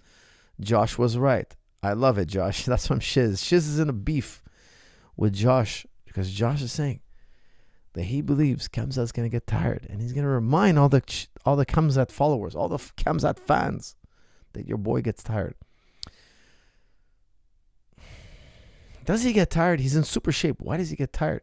I think it's because he fights so hard in round 1. He goes berserk. He just lets his emotions out. He's like a wild tiger. Kamzat's like a wild tiger. He's just, they uncage him. They uncage him and he goes loose. He just goes, they uncage him in the cage, but he just goes loose, man. It's like he's eating food. It's just like, he's like a madman when he fights. It's incredible. Really incredible to watch. Coach, please, it's midnight. We all have to go to bed. Kizaru, bonne nuit, my friend. Bonne nuit. You have permission to go to bed. Adi, soldier. You have permission. I'm going to wrap this up because this is a little bit late.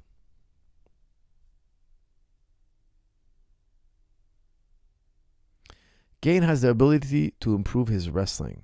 He needs to badly. If he ever wants to have a prayer to beat John Jones. I don't think he ever beats John Jones, but if he wants to have a prayer to beat John Jones, he would have to massively improve his wrestling.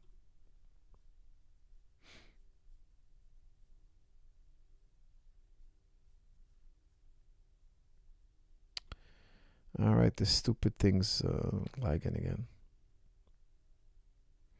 All right, guys, don't forget, use promo code HOLIDAY55 off. Okay, get 55% off anything on jujiclub.com this holiday season.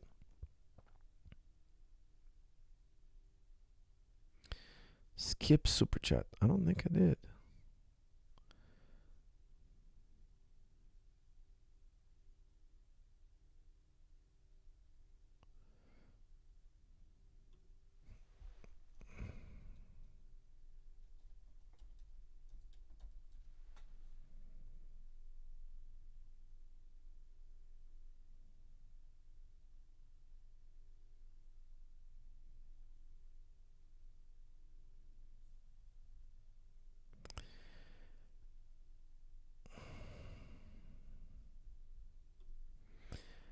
What else we got here? Coach, Coach, how do you feel in your 40s? Do you think you will be able to train and defend yourself in a street in your 50s? That's from MBB.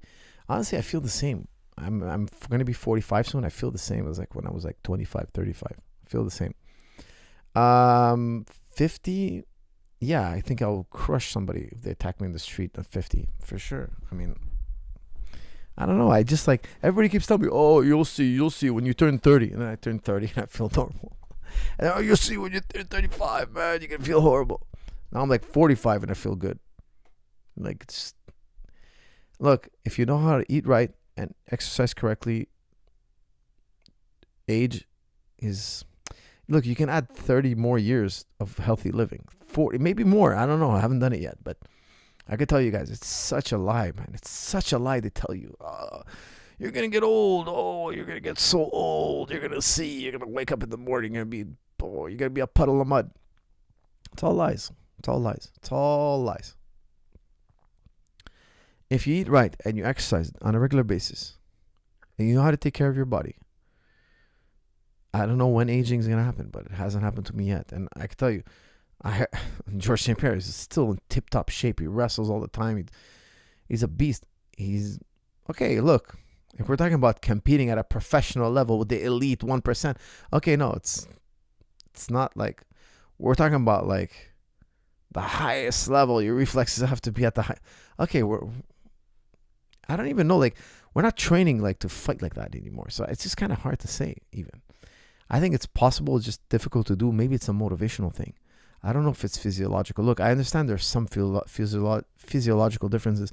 I used to not need these things, okay? I used to see like a hawk. Now I need my glasses. But it's not such a dip. Like, it's not so crazy that everybody like pretends like when you're 40 or 45 or something, like your body's cooked. No, I wrestle every single day. I literally wrestle every single day. I still put on the gloves. Like, it doesn't bother me at all. But I think it's because most people let themselves go. That's the truth. People just get fatter and fatter every year. They add a little bit more fat every year, so they think it's the age. It's not the age. It's you got fat, man. You're weaker because you don't lift, because you don't train, because you don't physically condition your body. Your body could have got stronger from last year, but you don't train. So it's really a question of how you take care of yourself. It's not just the age. It's really like people overdo the effect of the age. I think it's real to a certain extent, but really they overdo it. Like, really, like, I don't know. I don't think 50 is old. That's the thing. I don't think it depends. You could be a 50-year-old man and be old. You could be a 50-year-old man and be in tip-top shape. It's not how old you are. I think it's how healthy you are. I think it's how fit you are.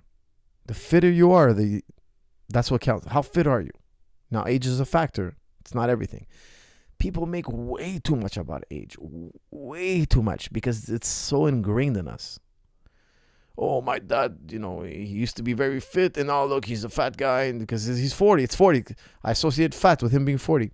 You don't have to be fat in 40. Like, nowadays, 40-year-olds are not as more 40-year-olds, more 40-year-olds, not most, more 40-year-olds now are much younger, much better shape than a few generations back. A few generations back, they didn't know a fraction of what we know today about health and fitness. They didn't know a fraction.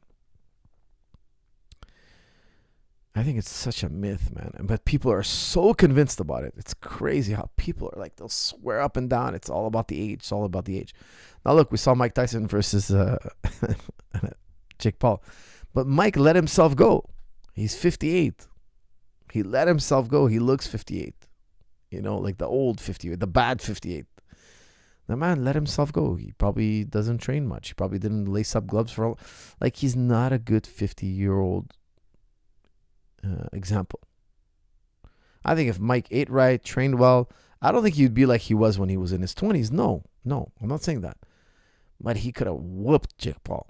He could have, if he was in tip-top shape, took care of his body every day, and he did what he had to do. If he had like a GSP-style mind, he would have crushed Jake Paul. He would have put Jake Paul.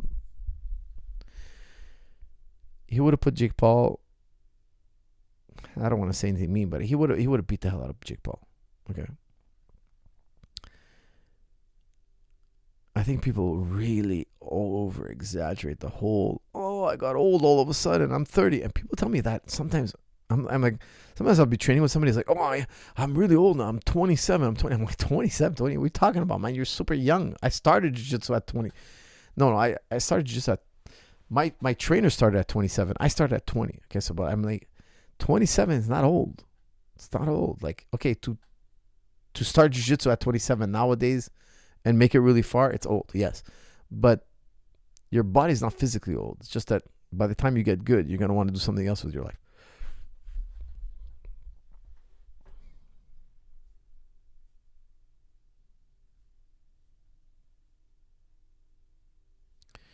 You guys, I'm doing my best not to miss any super chats, but I'm going to end this episode. Don't skip my second super chat. That's from Kasim. Did I miss a super chat? I hate when I do that. Coach, have you heard of Kapil Gutba, MD? Kapil Gutba. Let's look at Kapil Gutba.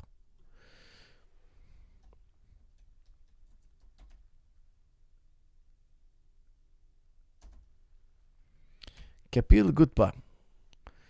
Kapil Gutba is our friend here. What is it? Kapil Gutba has spent more than 2 decades developing the process of Atmamun, a path by which to gain mastery over the human mind and attain true freedom in one's life. Dr. Gutba's clients include elite professional athletes, celebrities, and world-class executives. Wow. All right, Mr. Gutba. Let's hear what you have to say. Kapil Gutba. Love the name. Guys, I love this name. I love saying the name. Kapil Gutba.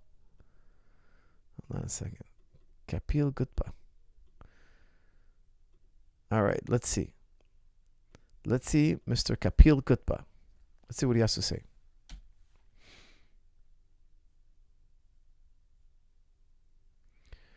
The Truth Seeker Podcast.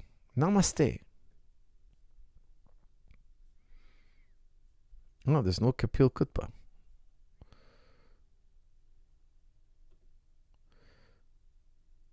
Is this him? Is seeking money. Wealth is the thing that you really want. Wealth is assets that earn while you sleep. Wealth is the factory, the robots that's cranking out things. Wealth is the computer program that's running at night that's serving other customers. Wealth is even money in the... I'm not even sure this is the guy you're looking for, but I looked him up. He's not too big on YouTube. Oh, no. Hold on a second, boys. I got a tech situation here. Hardware situation.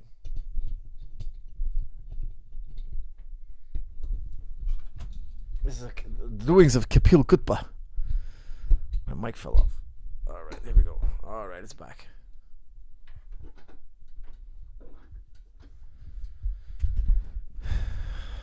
Kapil Gutba did this.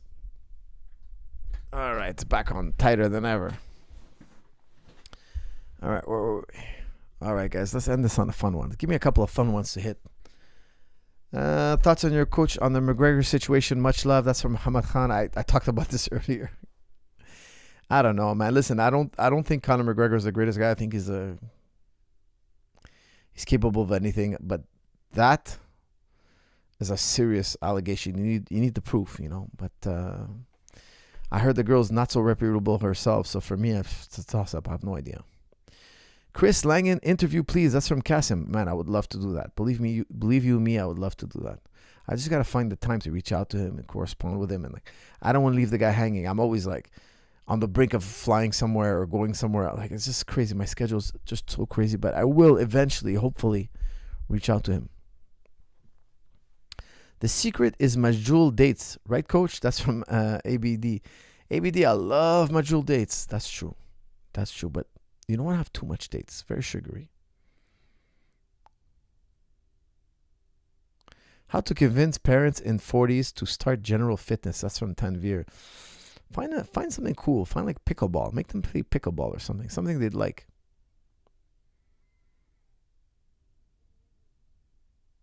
Would Russia ever use nukes or never? That's from Amzi. If Trump is in power, I think him and Putin secretly get along. So there won't be any need for nukes, and I think the war will quickly take a back seat or lower in intensity and eventually end. You know, I'm on the people's side. Okay, I really believe that people can live together. I'm not for governments. Okay, I can't even think of one government I like. Like, I can't even really think. I don't know much about governments, but I think that people can live together. I'm very optimistic in that way. But I have a feeling that Putin and Trump get along. And I think they're going to end the war quick. Like, they're going to save face. They're going to do everything to save face and going to end the war. I don't know how they're going to resolve the situation. The situation is more complicated than I understand. However, I have a feeling that when Trump gets into office, the Russian-Ukrainian war is going to quickly dwindle. Because I think him and Putin have an understanding, and there won't be need for nukes. There won't be need. However, Biden, I think he'd bring us to a point where the Russians use nukes. That's why I'm so happy to see him leave. I just hope Trump is not worse. That remains to be seen. We're going to wait and see.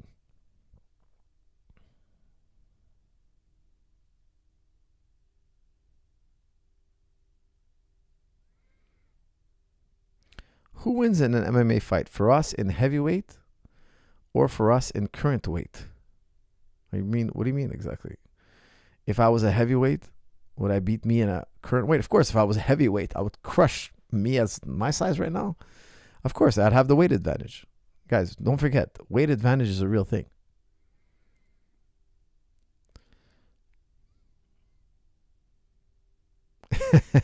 Toby Awi.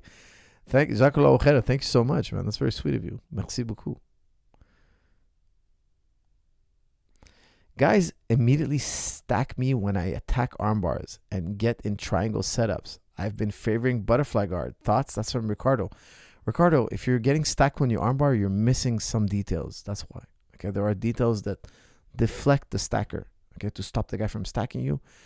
I have a video called Arm Collector. I go over that so you don't get stacked. And triangle chokes, how not to get stacked. I go in it. I go over it in Zahabi's favorite triangles. All my favorite triangles that I use all the time. And it's just a technical issue. Okay, it's a very common problem. There are very good solutions to those problems that are very reliable. So check out those videos. Coach, do you use TRT or any natural methods to boost/maintain your testosterone levels? That's from Mean Gene 1980. No, I don't use anything synthetic at all. Okay, so my testosterone levels are very good. Alhamdulillah. I just train, eat right, sleep right, and my testosterone levels are very, very good. I believe personally that if you train too much, you'll lower your testosterone. If you don't train, your testosterone is going to go down the toilet. And I've seen the charts where they say like at 27, 29, you start to dip, your testosterone starts to dip. And at my age, it's supposed to be like really bad. No, it's not. My testosterone is very good. Very good. Okay. I don't know if it's just genetic, but I believe I'm a big believer in diet and exercise, guys. I'm a big believer in fine-tuning my diet and exercising on a regular basis. And I think that your testosterone might be bad. Some people might be bad because they're out of shape. Really, that's what it is. They're out of shape. I don't take anything natural or unnatural to boost my testosterone. Now, I'll tell you, like I do heavy lifting. Like I lift. I do everything. I do cardio. I do short and intense. I don't do long and drawn out. Like I talk about that very much in Strong and Stable Running. Everything I do is short running, short distance, shuttle running. Everything is on the anabolic side. Everything I do, all the exercise I do is anabolic. You don't want catabolic when you go too long and too much endurance. They've measured distance runners. Distance runners have very low testosterone. I have one of my students, we were talking the other day, and he does long runs and he's a vegan. And I was like, why do you do long runs? He's like, oh, for fitness. I'm like, that's the worst thing you could do. Do short runs. Do short, explosive runs. I was trying to convince him to do anabolic workouts only. Anabolic. It's like, you don't want to do long and drawn out. That creates cortisol. Cortisol suppresses testosterone. You get a lot of injuries when you do too much volume. If your technique is correct, and you do high intensity, in my opinion, you'll never get injured. If your technique is incorrect and you do high intensity, you will get injured. So this student of mine, he's a long distance runner. He does half marathons. And I was asking him, do you know how to run the pose method? And he's like, no, he never heard of it. I was like, whoa. I was like, you can't do long distance running with heel strikes. Like he was kind of like just running like a regular person. I was like, that's completely wrong. You do that for a long period of time, you're going to have knee problem, hip problem, shoulder problem, neck problem. You're going to have every problem in the book. You cannot heel strike and run all like the way they do with their cushiony heels, those Nike shoes with a huge cushion. That's actually really bad for you. People don't know it. It's crazy. But if you're going to run, do short runs, proper technique though. If you have proper technique, you'll never get hurt. If you do it properly, proper warm-up, proper technique, you will never get hurt running. or doing any other exercise, as long as your technique is correct.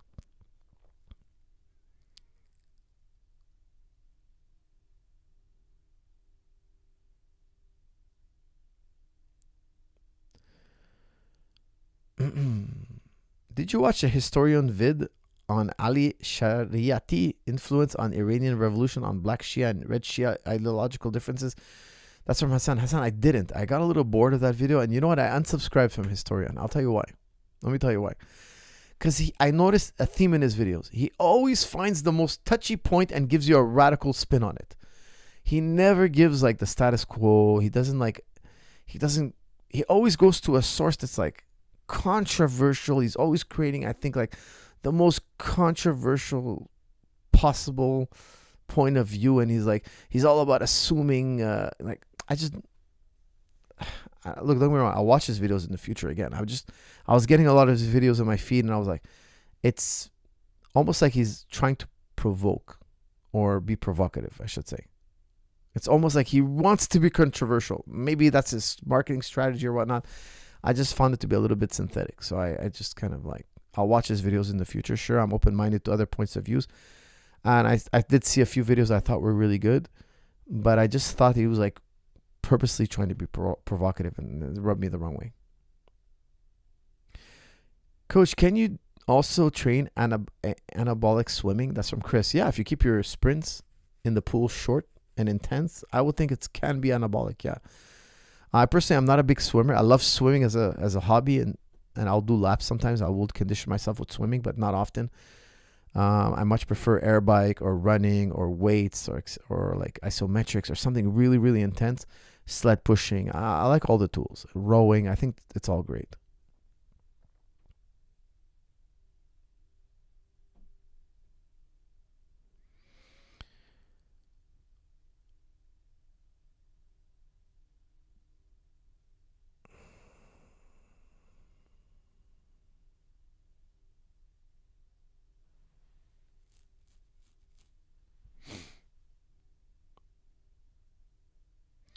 Coach, do you think Jones will continue to duck a fight with Aspinall? ?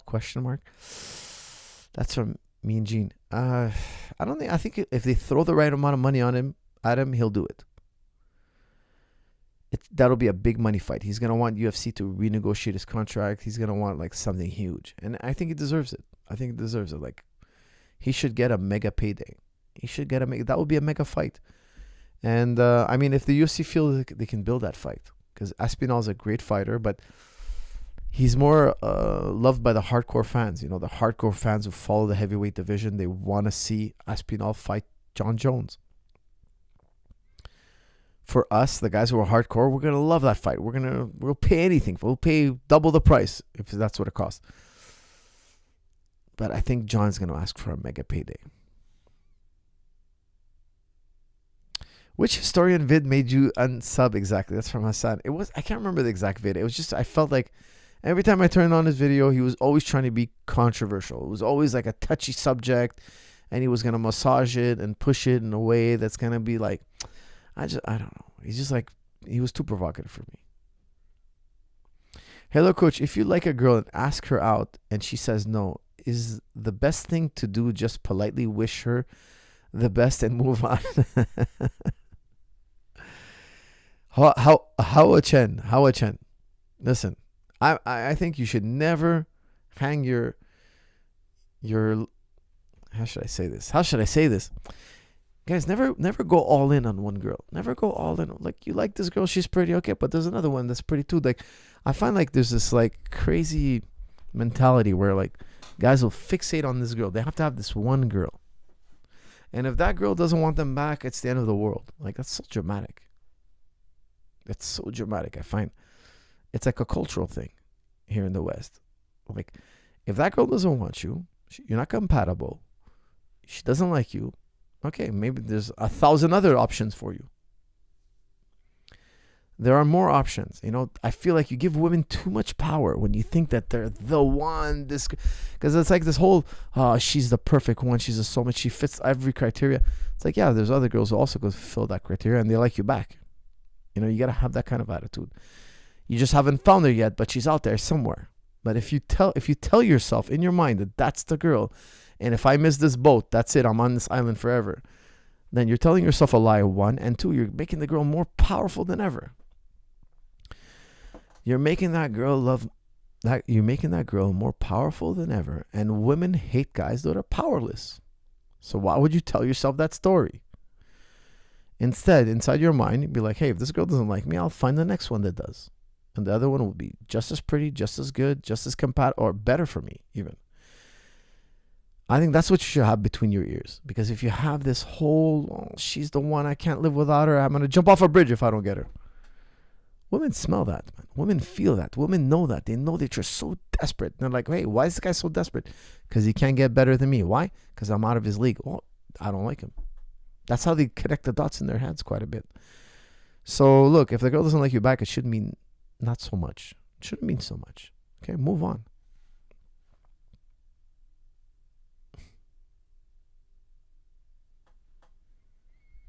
Get 4 in line, take the one that says yes. That's from Kareem. That's not exactly what I said. But you know what I mean. I'm going to be UFC heavyweight champion in 10 years. That's from Yay. Yay. Please come see me when that happens. I'd love to hear how you went from my chat room to heavyweight world champion. That would be a hell of a story.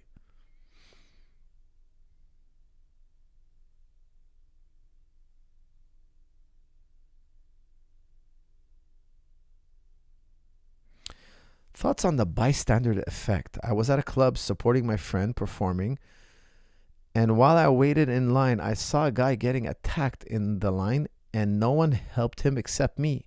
Why? That's from Hassan. Hassan, most people are cowards. Most people have never been in physical combat. Most people have never been in a fight or engaged in wrestling.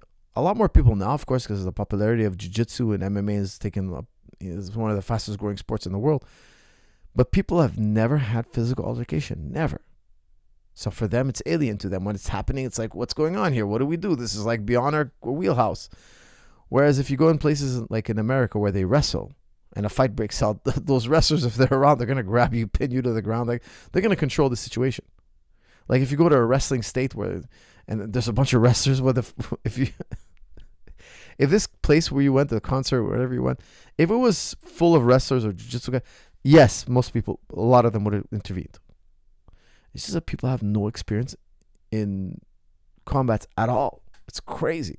Like I try for fun, just to picture what my life would be like and how it would feel if I had no martial arts training.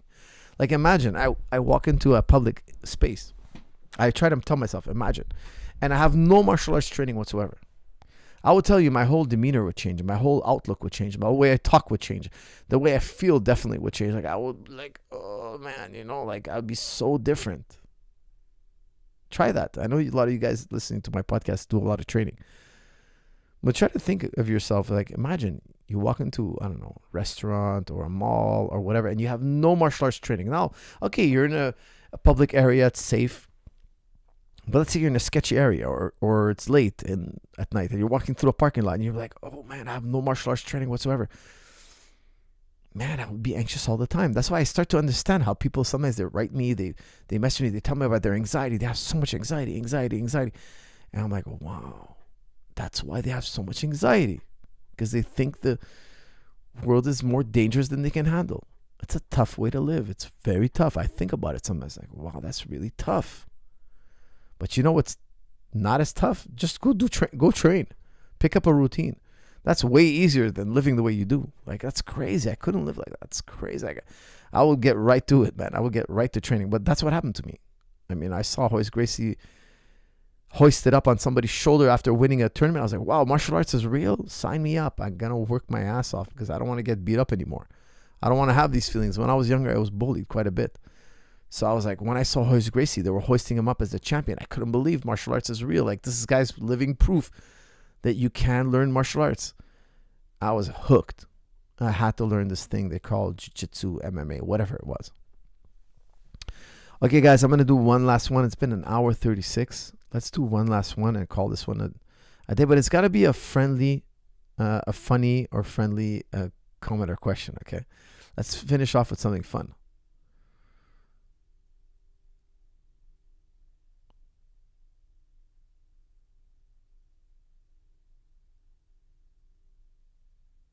Do you think that heavyweight jiu-jitsu is less important than lower weight divisions? I think so, yes, because a lot of the heavyweights are not as good as the lower weights. Okay, no, it's just because heavyweights don't really have much challenge in the practice room, right? So they get away with a lot of muscle, using their muscle and their weight. Then you see the smaller guys, and you could see, man, they're fighting at another level. The scrambles, the details. It's just, if you have a trained eye, it's just another level. How come you don't see that in the heavyweight division? They're not as good, man. Most of them are not as good. Analysis of Batman. Is he a psychopath or a hero? That's what I'm saying. That's a good one. I'm not too into Batman, but I would say he's a hero.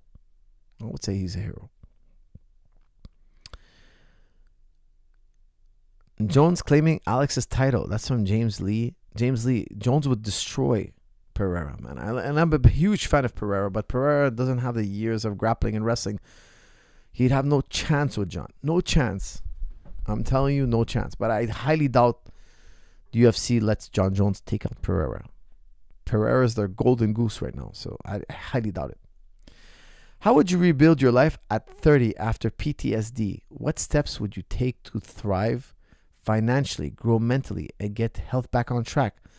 That's from ELX. Well, ELX, I would tell you, look, get professional help. I don't know what kind of PTSD you have, or if you're self-diagnosing, but whatever your fear is, that's what I would face. Like, whatever your fear is, that's what you got to face. You got to get really comfortable with your fear. I don't know what it was that caused your fears, but you got to immerse yourself in that. Now, it might sound crazy, but that's what I would do. I'm just giving you, this is not professional advice, because don't forget, I'm not a psychiatrist or psychologist. I'm just telling you what I would do. I don't know. Let's say, for instance, look, I had PTSD from a bad plane landing once upon a time. I had a horrible, I'm telling you, I've developed a phobia. I got right back on planes. I started getting right back on planes. I would pretend to be in a plane when my wife is driving. I would pretend I'm sitting in the seat, pretending it was and I would get scared. I would have my heart would rise. But I decided that I'm going to be getting back on planes. That's my career. My whole job depends on me getting on a flight and going to the fights. I cannot be scared of flying. I made the decision. Is it worth the risk? Yes, it's worth the risk. Okay, that's what we're going to do. I'm going to do that. Yes, boom. I have to face my fear. Like, I always believe that if you have a fear, you have to face it, until it's just a regular, everyday occurrence. Now, difficult thing to do? Yes. Is there any other way around it? I don't really think there is. You have to expose yourself to whatever it is that scares you until you understand it so much, you know it so well, it doesn't scare you anymore.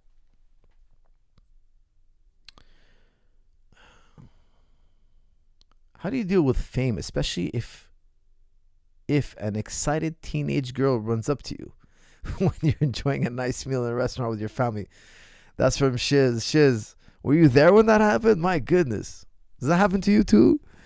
Listen, when fans come up to us, like, we're really nice, we're friendly, well, we keep them as arm's length. You know, maybe that's somebody's daughter, that's somebody's wife. You know, we keep them arm's length. We take a picture with them, make them feel nice, but we don't go too far, you know, because it's not nice. You know, it's not, especially if they're young or whatnot. You know, you got to kind of like just be friendly and nice because they saw you on TV. They really want to talk to you. So you can't be mean and be like, hey, buzz off. You know, no, you be nice, courteous. You ask them a question or two. You have a little bit of a dialogue. And that's it. It ends there. But some fans, they want to go further. Some fans are like, they want to like follow you around wherever you go. You know, you got to kind of politely tell them, well, listen, I have to go in this way now, so I'll see you in another day. Thank you. Have a good day. It's all about being polite and friendly. Salam, coach. Tore my ACL, MCL, all, and meniscus in BJJ. Surgery in 2 weeks. Went to do strong and stable knees. That's from X7. X7, how the hell did you tear your ACL, MCL, all and all your meniscus? How did you do that? Like, what were you doing? How do you roll? Like, are you guys rolling like? Are you rolling in the UFC or something? Like, guys in practice should never get hurt. Something's wrong with the way you guys are training. You should not get hurt. Like, you can tweak your knee here and there. I get it. I tweaked my knee just Monday. Okay, just a little bit. But this is ACL, MCL. ACL is very serious surgery. MCL is not so bad, but still, the two together, I mean, what were you doing? Like, were you in a leg lock and not wanting to tap? And I'll tell you guys something. I was just talking to my students the other day. I've never hurt anybody in practice. It's been years since I hurt somebody in practice. Like the last ankle I popped was over 10 years ago. Whenever I put a submission on, I'm telling you, even if the guy doesn't tap, I'm not breaking his ankle. I'm not breaking it. Sometimes I have guys fully in armbar. I don't know why, but armbar, it's like people don't want to tap. Like I have the guy fully extended. I'm not going to break his arm. I refuse to break this person's arm, even if he refuses to tap. I just pretend that what if the guy got out? What would I do? Okay, I would go to here. That's it. I just don't feel like I need to break this guy's arm to prove him a point. Now, look, you might have popped your knee because of transition, but if it's even a transition, like how you have to be in a certain level of fitness to roll. So tearing your ACL and your MCL and your meniscus, all that, in my opinion, something's really wrong. So either you're not fit enough or you guys are rolling too crazy. You know, you have to address either one of these two. Now you're asking me when to do strong and stable knees. You're a good, like, I would say 6 months away. After you do your surgery, you wouldn't do strong and stable knees for, I would say, even 8 months. Okay, so they're going to give you a rehab. Once the rehab is done, then you would do strong and stable knees. Don't forget, strong and stable knees it's quite advanced. Okay, so it starts moderate and goes to advanced.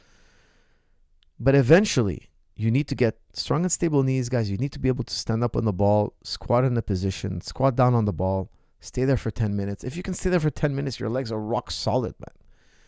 Your legs are rock solid. You can go and roll every day and don't worry about it. Now, of course, in the video, I teach you how to deadlift. I teach you how to do other things, squat and all that. That's very important for tendon strength. 5 reps and under is very important for tendon strength. Super, super important. I teach you the lunge matrix. I think there's a lot to it. Knee positioning. But in the end, you need to develop power, strength, muscular endurance. All those things protect your knee. Because once your muscles get tired, once your muscles are not strong enough, the force is transferred to the tendons. We don't want that. We want our muscles to always protect our tendons. The muscles always take the brunt of the stress. Why? Muscles regenerate. Tendons take a long time to regenerate. Okay, and they expire. So we don't want to tax our tendons. It's always on the muscle. If you run out of power, by the way, when you train power and strength, 5 reps and under, you increase tendon strength. Studies show this very clearly. But it's not enough to just have strong tendons. You also have to have endurance in the muscle. Why? Because imagine you're on your 5th round of rolling or 3rd round and you're fatigued. That's when people get hurt because you're not strong enough to withstand the pressures now. So the stress goes onto the joint. We don't want that. We want the stress on the muscle. The muscle always has to be functional. It always has to be ready to absorb the stress of the sport or movement we're enacting. I would tell you, do their recovery, their rehab, and then strong and stable knees.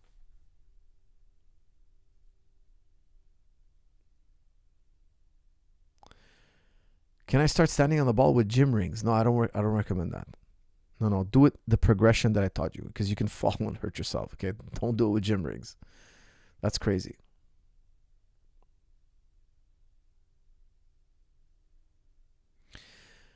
Hello, coach. How do you defend someone running at you like Masvidal did to Ben? That's from Amir. Real simple. You got to circle. You got to circle away from their power side. So Masvidal's a right-handed guy. When he runs at you like that, you got to circle to your right. So it would be to his left. So you're circling away from his power side. He can run as fast as he wants.